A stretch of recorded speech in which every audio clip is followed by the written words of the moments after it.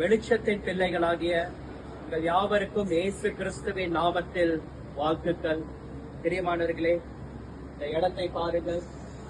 அந்த நாட்களில் நாம் பயன்படுத்துகிற பப்ளிக் டெலிபோன் புக்.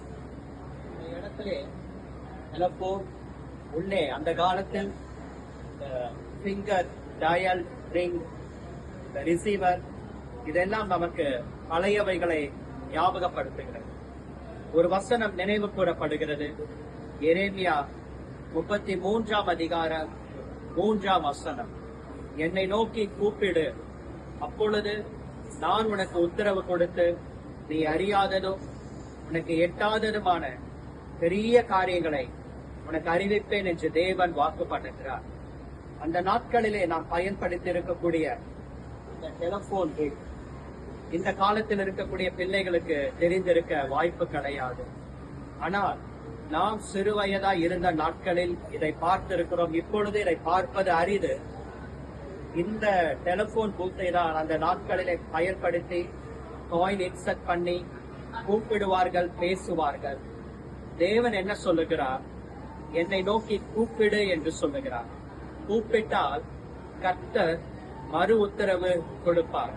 இன்றைக்கும் நாம் அவரை நோக்கி கூப்பிடுகிறோமா?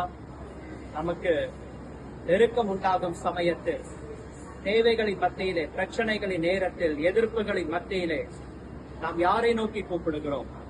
தேவன் சொல்லுகிறார், நான் உன் பக்கத்தில் இருக்கிறேன், என்னை நோக்கி கூப்பிடு என்று சொல்லுகிறார். நீங்கள் கூப்பிட்டால் அவர் உங்களுக்கு பதில் கொடுப்பார். நீங்கள் கூப்பிட்டால் அவர் மறு உத்தரவு கொடுப்பார். நீங்கள் கூப்பிட்டால் அவர் உங்களை விடுவிப்பார். நீங்கள் கூப்பிட்டால் தேவன் உங்களுக்கு பதில் கொடுப்பார். ஆனால் கூப்பிடாமல் அழுது கொண்டிருக்கிறோம், கூப்பிடாமல் முறுமுறுத்துக் கொண்டிருக்கிறோம், அவரை நோக்கி கூப்பிடாமல் மிகுந்த அமைதலாய் இருக்கிறோம். சகோதரனை, சகோதரியே, அவரை நோக்கி கூப்பிடுங்கள். நீங்கள் கூப்பிடும் பொழுது தேவன் பேசுவார், பதில் கொடுப்பார், உங்களை விடுதலை ஆக்குவார், உங்களை சுகமாக்குவார், உங்களை ஆசீர்வதிப்பார். அவரை கூப்பிடுவதை மாத்திரம் நிறுத்தி விடாதீர்கள், கூப்பிட்டுக் கொண்டே இருங்கள். ஒரு நாள் தேவன் நிச்சயமாகவே பதில் தருவார், ஆசீர்வதிப்பார். வெளிச்சத்தின் பிள்ளைகளாகிய உங்களுக்கு தேவனுடைய ஆசீர்வாதம் உண்டாயிருப்பதாக. God bless you. Amen. Amen.